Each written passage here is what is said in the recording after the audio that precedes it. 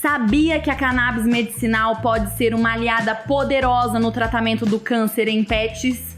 Entenda como ela funciona. A cannabis medicinal age diretamente no sistema endocannabinoide, ajudando a aliviar dores intensas causadas pelo câncer ou pela quimioterapia. Além disso, ela controla náuseas e estimula o apetite, algo essencial para pets que perdem a vontade de comer durante o tratamento. É uma alternativa segura e eficaz para melhorar a qualidade de vida do seu amigo peludo.